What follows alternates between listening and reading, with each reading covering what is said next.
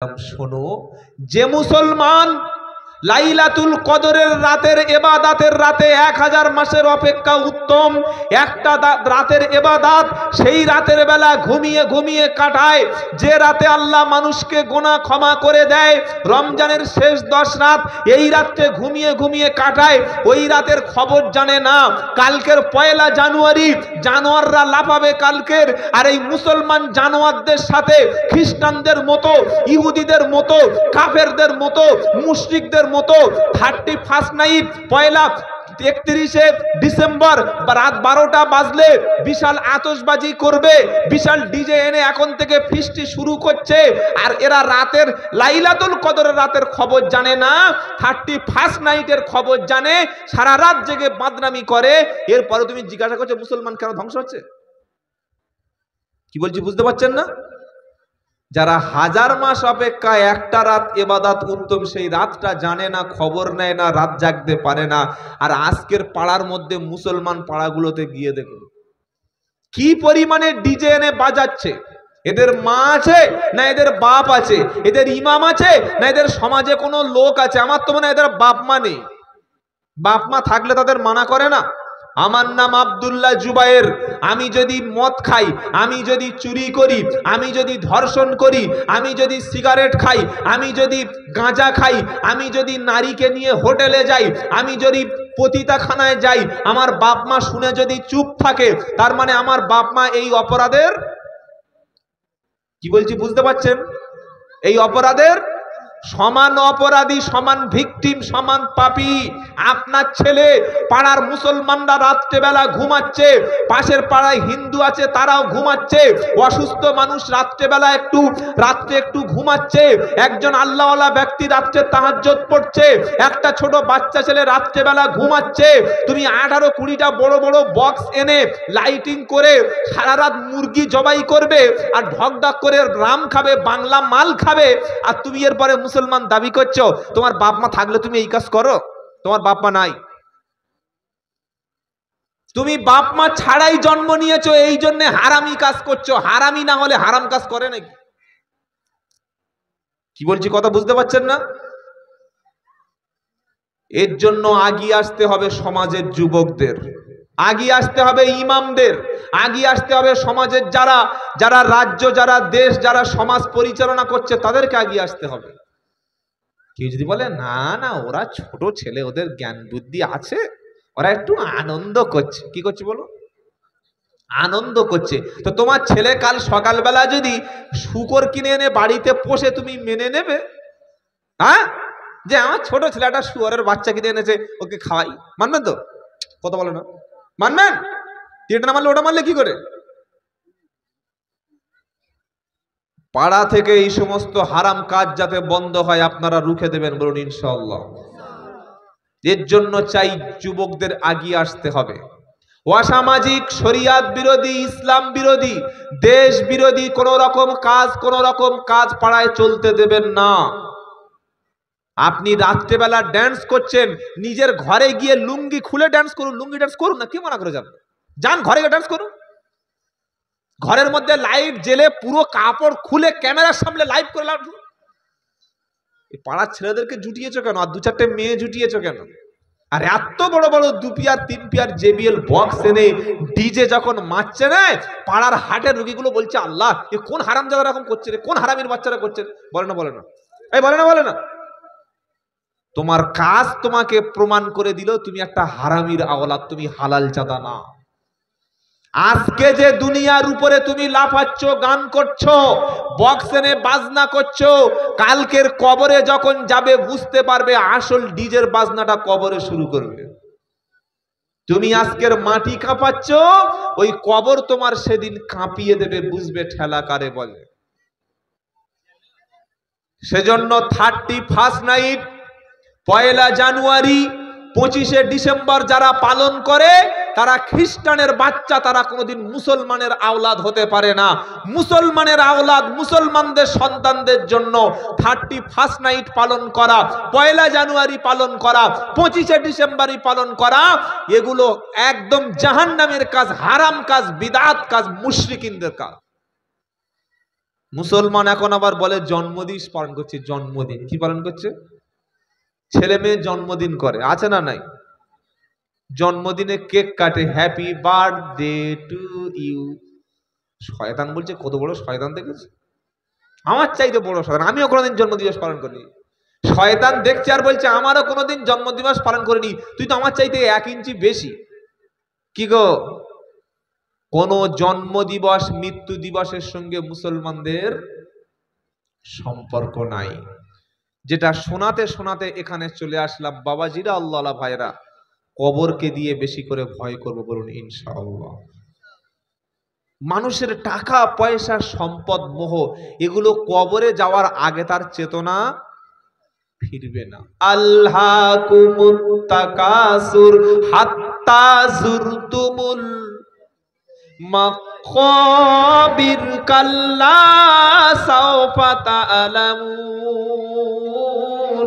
সুম্মা কাল্লা সাওফা তা'লামুন কাল্লা লাউ তা'লামুনা ইলমাল ইয়াকিন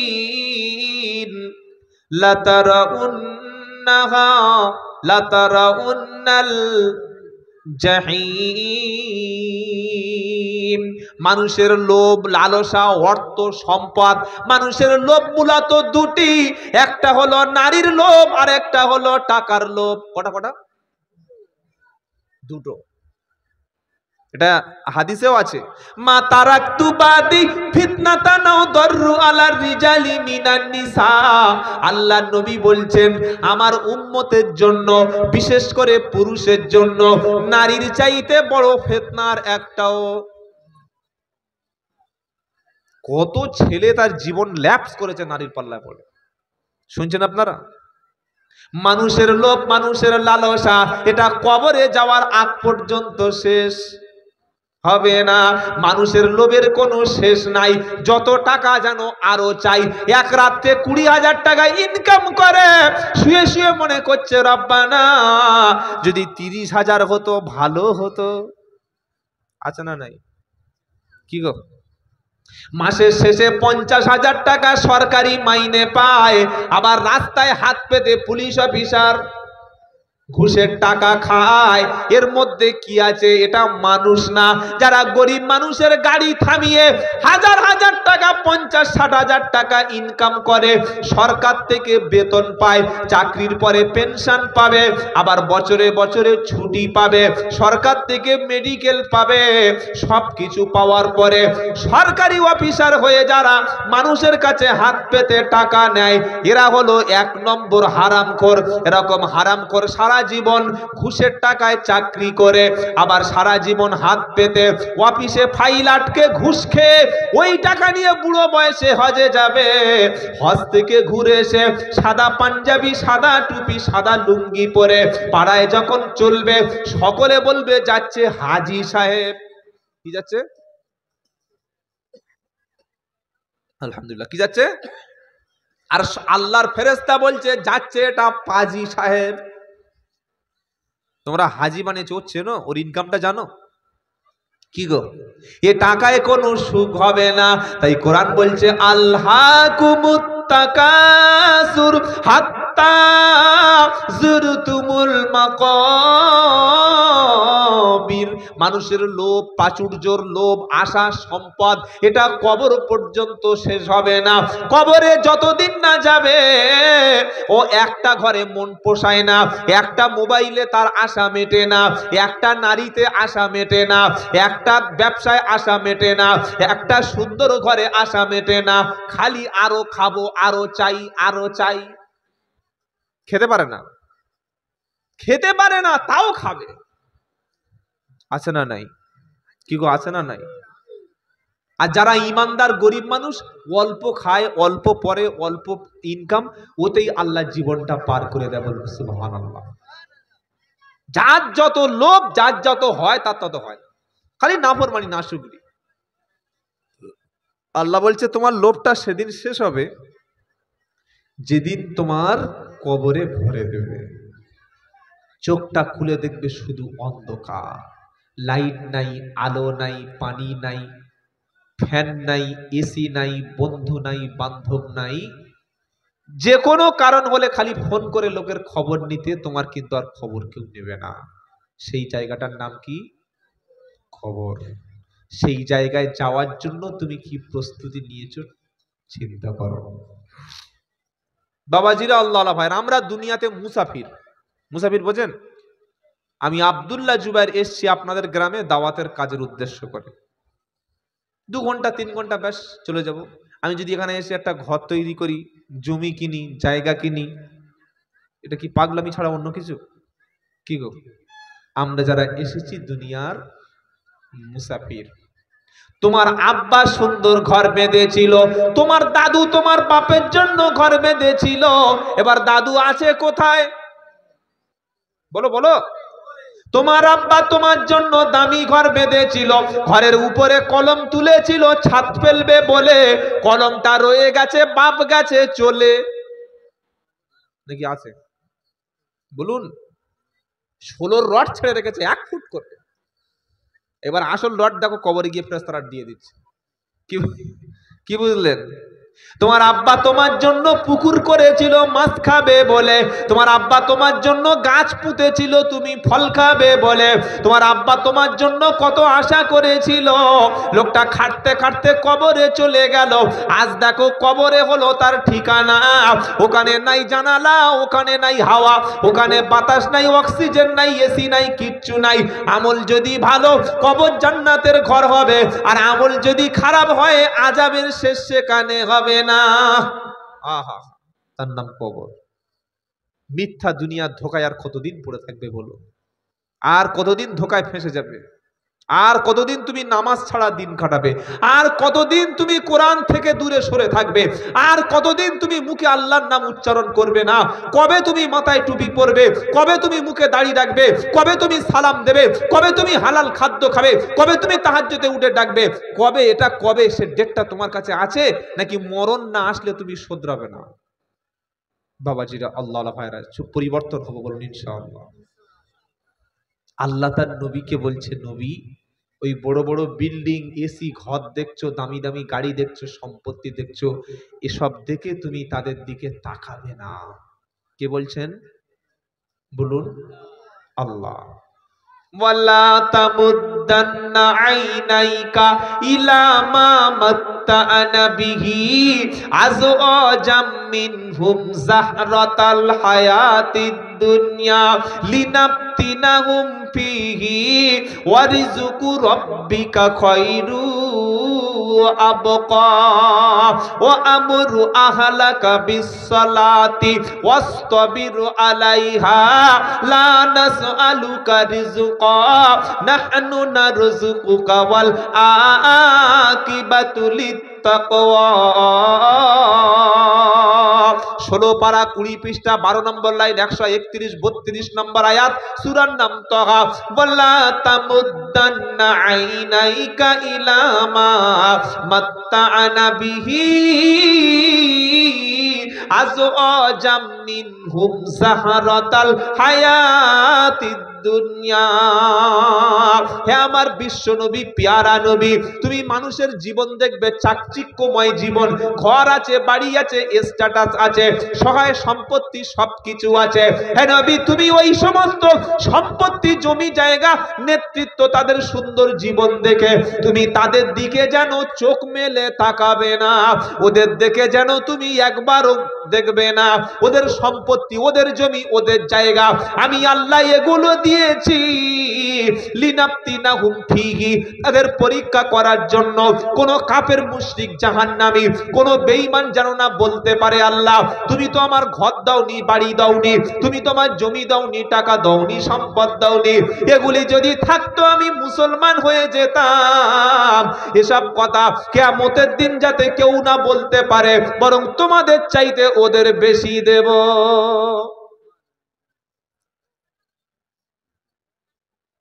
বিশাল বিল্ডিং, বিশাল গাড়ি, বিশাল বাড়ি, এটা ভেবে দেখে কখনো ভাববেন না মনে হচ্ছে আল্লাহ খুব খুশি করে দিয়েছে। কি বুঝলেন? আল্লাহ দিয়েছে লিনাফতিনাহুম ফিহি, এই দুনিয়াতে পরীক্ষা করার জন্যে, যে তুমি সুন্দর বিবি পেয়ে ওই বিবির কাছ থেকে উঠে ফজরে তুমি গেছো কিনা, তুমি বিশাল জমির মালিক হওয়ার পরে ওই জমির ফসল জমি থেকে যে রুজি আসছে ওটা গরিবকে দান করছো কিনা, তোমার সুন্দর ঘর দেব, আজান যখন হবে হাইয়া আলাস সালাম হাইয়া আলাস সালাম,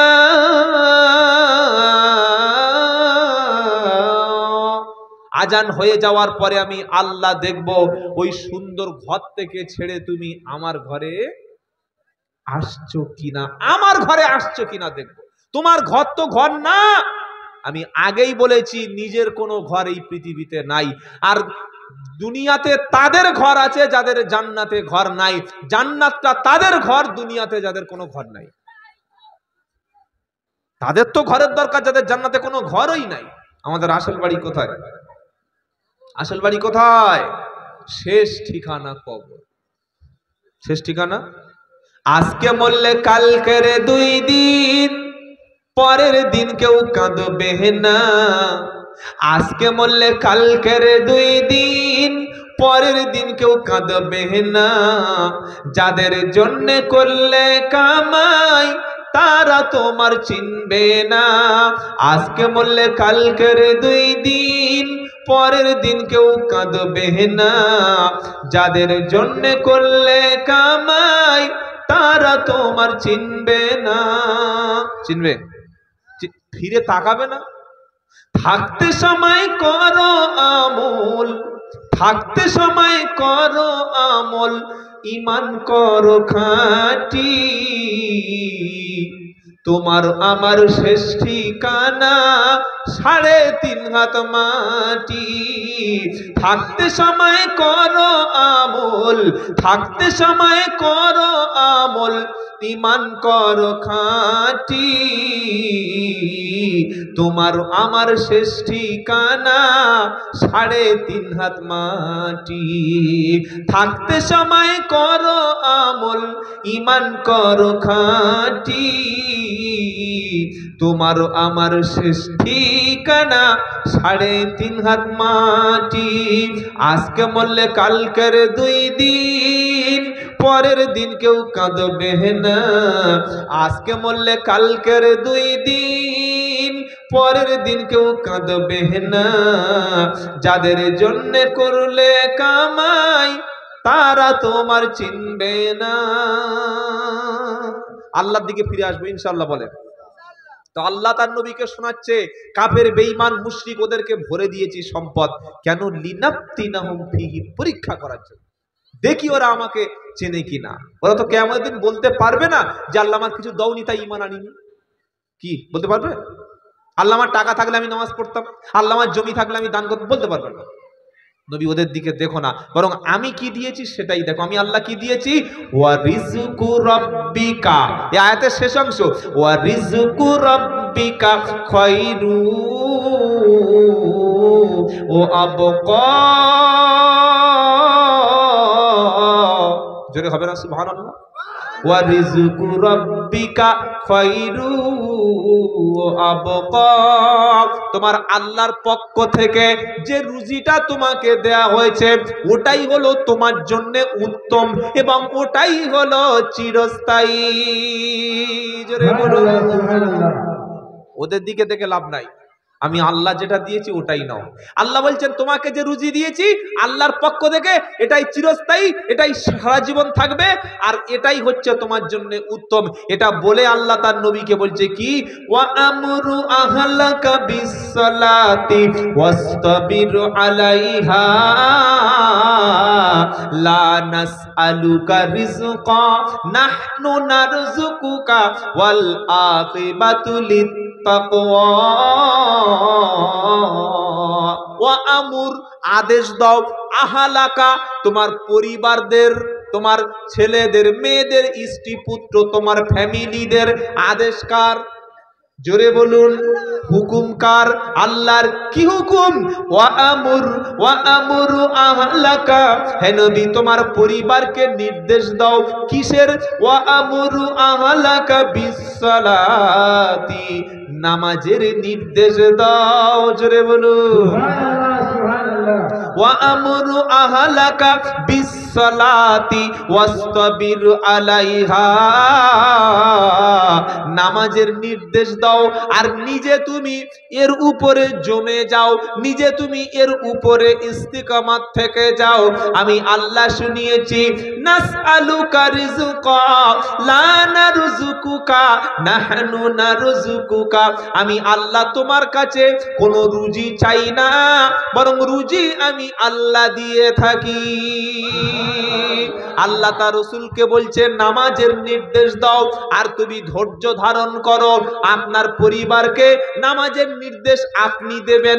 ছেলের বয়স 7, মেয়ের বয়স 7, 7 ওই সময় থেকে মসজিদে নিয়ে চলো। এই আয়াতটা শুনে একটা লোক বলল পারি, তাহলে আমার ছেলেকে মসজিদে নিয়ে যাই, 7 বছর বয়স, নিয়ে গেছে। এইবার প্রত্যেকটা মসজিদে কিছু বিষাক্ত লোক থাকে। কি লোক বললাম? বিষাক্ত লোক। 7 বছরের ছেলে দেখে মাথা গরম হয়ে গেছে। এই কার ছেলে তুই? বলছে আমি সেই শামসুদ্দিনের ছেলে। এই আসতে বলেছে মসজিদে। বাচ্চারা মসজিদে আসবে কেন? এরা চেল্লামিল্লি করে, এরা জুতো নিয়ে এখান থেকে ওখানে ফেলে দেয়, এরা লাফায়। বাচ্চাদের সমস্ত গুনাহ মাফ, তাদের কোনো এখনো গুনাহ চালু হয় নাই। বলুন সুবহানাল্লাহ। ওরা যা করবে সব মাফ।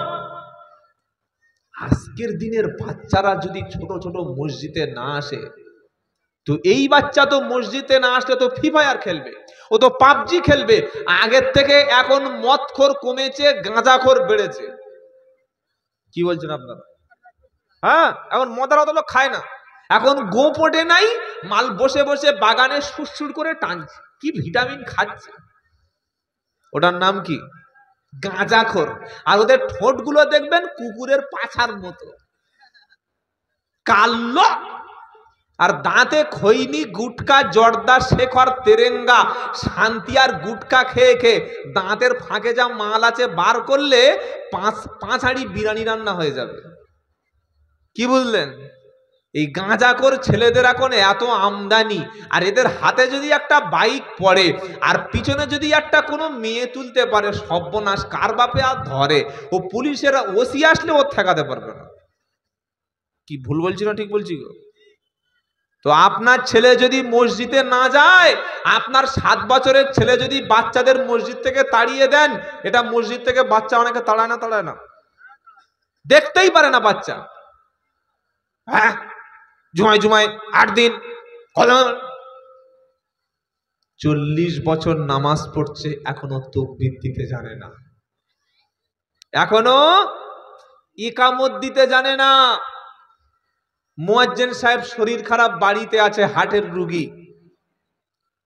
ফজরের সময় বলেছে করিম চাচা তাকবীর বুঝতে পারছেন তো, ইকামত দাও। তখন করিম চাচা 40 বছর নামাজ পড়ছে, ক বছর, তাকবীর দিচ্ছে, আল্লাহু আকবার আল্লাহু আকবার আল্লাহু আকবার আল্লাহু আকবার, আশহাদু আল্লা ইল্লাল্লাহ আশহাদু আল্লা ইল্লাল্লাহ আশহাদু আন্না মুহাম্মাদার রাসূলুল্লাহ আশহাদু আন্না মুহাম্মাদার রাসূলুল্লাহ আশহাদু আন্না মুহাম্মাদার রাসূলুল্লাহ, হালাল সালাহ হালাল সালাহ হালাল ফালাহ হালাল ফালাহ, কাদো কাদো মাতাস সালাহ কাদো কাদো মাতাস সালাহ কাদো কাদো মাতাস সালাহ। কাদো কাদো মাতাস সালাহটা কি রে? কাদো কাদো কি? তো একটা ছেলে এসে জামাতে 40 দিন গিয়েছিল, বুঝলেন? ও এসে বলছে ও চাচা, বললে কি? বলে মুরব্বি মুরব্বি, তুমি যে তাকবীর দিয়েছো এই তাকবীরটা হয়নি। 40 দিন জামাত থেকে ঘুরে কেউ জানা? 40 বছর নামাজ পড়ছি, কপালে কত বড় দাগ দেখো, হাঁটুতে এত বড় মালা, জুমায় 4 দিন নামাজ পড়ছো, তো কি জানা? আরে বাবা, বয়সের সঙ্গে কি যায় আসে? আমার ছেলের বয়সের একজন বাচ্চা আমাকে শিক্ষা দিতে পারে না? যে জ্ঞান অর্জন করেছে, ইলম অর্জন করেছে, সেই তো আমার শিক্ষক। 40 বছর নামাজ পড়ছে, তাকবীর দিচ্ছে, কাদো কাদো মাতের সালাহ কাদো কাদো মাতের সালাহ। কাদো কাদো হবে না, কদ কামাতিস সালাহ। কোনটা? আর আজান যা মসজিদে হয় সর্বনাশ, ভোরের বেলা যা শুরু করে আল্লাহু আকবার আল্লাহু আকবার, এটা হয়? এই হয়, অনেক মসজিদে হয় না? বিনা পয়সার মুয়াজ্জিন, কি গো, বিনা পয়সা, 1 পয়সা মসজিদ থেকে দেয় না। ঘরের খেয়ে আর কত ফ্রিতে আজান দেবে, দিচ্ছে তাও ভাগ্য ভালো। যা দিনকাল আসছে মসজিদে এবার আজানের সময় ওই আজান মাইকে চালিয়ে দিতে আর লোক পাওয়া যাবে না। এজন্য প্রত্যেকটা মসজিদে ভালো একটা মুয়াজ্জিন রাখবেন, অন্তত 1000 টাকা তার হাতে দেবেন। ইমামকে 4000 টাকা দেন আর মুয়াজ্জিনের 3000 টাকা দেন। মাসের শেষে ক্যাশ বাক্স গুড়িয়ে গুড়িয়ে হাটে বাজার থেকে, আমার আব্বা ছোটবেলায় ইমামতি করতো, আর আমিও ছোটবেলায় ছোটবেলায় পড়াশোনা করার প্রথমে কিছুদিন মসজিদের চাকরি করেছি, আমি তো জানি জ্বালা। যত খুচরো অচল টাকা 10 টাকার নোট বাজেয়াপ্ত ব্যান হয়ে গেছে, এসবিআই নেবে না, রিজার্ভ ব্যাংক ফেল, বলছে হুজুরের পকেটে দে। যেদিন আব্বার পকেটে বড় বড় ভারী আসবে সেদিন বাবা আজকের মাইনে পেয়েছে, ছোট ছোট 1 টাকা 2 টাকা 50 পয়সার কয়েন এইসব। আর কত মাইনে ইমামদের দেয় সমাজ? 5000, 6000, 8000। সেক্রেটারি পায়ের উপরে পা তুলেছে, ঠ্যাং তুলেছে চায়ের দোকানে, বলছে জানো বাবা, বেশ সঙ্গে গল্প করছে, বলছে বেয়াই, আমাদের যে ইমাম, আমি মসজিদে 10 বছর সেক্রেটারি, মসজিদে ছাদ করেছি, ছাদে ফল সিলিং লাগিয়েছি, আগে এসি ছিল না, লোক গরমে খুব কষ্ট পেত, এসি লাগিয়ে দিয়েছি, মসজিদের ওই একটা বড় সাবমার্সেল বসিয়ে দিয়েছি, পানি যাতে লোক গরম ঠান্ডার সময় গরম পানি ওই জন্য করে একটা গিজারের ব্যবস্থা করেছি ওযুখানায়। আর মসজিদের যে টাইলস 2x4, একটা টাইলসের দাম 1800 টাকা, বিখ্যাত মাল, ইতালির টাইলস।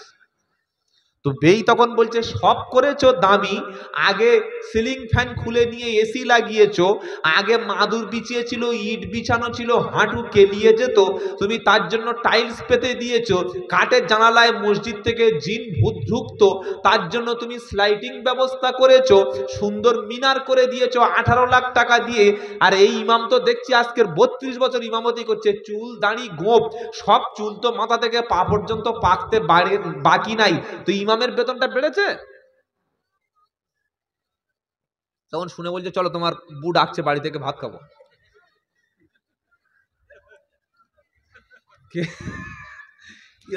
কিরকম চিটিং বাজ একবার দেখো। 32 বছরের ইমাম, 32 বছরে 500 করে টাকা বাড়ালে 16,000 টাকা হতো, কি ভাই হতো না? হতো না? সালাম দিলাম, কত মাইনে চাচা, মুখ ছোট হয়ে গিয়ে বলছে 6000। 6000। ভাগ্য ভালো মসজিদের ক্যাশ বাক্স এখনো এটিএম এর মতো ভেঙে চুরি করেনি। কি বুঝলেন? ওই সেক্রেটারি ক্যাশিয়ার যারা যদি কেউ থাকো, আমি আব্দুল্লাহ জুবায়ের বলছি, কানটা খুলে শোনো। আজকে তুমি ইমামকে ঠকাচ্ছ, ইমামের বেতন দিচ্ছ না, মসজিদের ক্যাশ বাক্সে লাখ লাখ টাকা জমিয়ে রেখেছো, কিয়ামতের দিন সবার সামনে তোমাকে হিসাব দিয়ে তোমার আল্লাহর জান্নাতের দরজা যেতে হবে। ইমাম যদি বেতন বাড়ানোর কথা বলে তখন বলবে ইমাম আর রাখা যাবে না। কি গো, মনে রাখবেন, যোগ্য ইমাম রেখে যোগ্য বেতন দেবেন। মিনিমাম 10,000 টাকা তো একদম দেওয়া একদম ওয়াজিব হয়ে যাবে। বর্তমান যা বাজার অবস্থা, কি খারাপ বলছি? 10,000 টাকা ছাড়া তার সংসার চলে? তার মা আছে, বাবা আছে, ছেলে আছে, ভাই আছে, বোন আছে, সে তো আর ওই মানে অনাথ না, এতিম না, তার তো পুরো সংসার আছে। মাসের শেষে 6,000 7,000 দিচ্ছেন।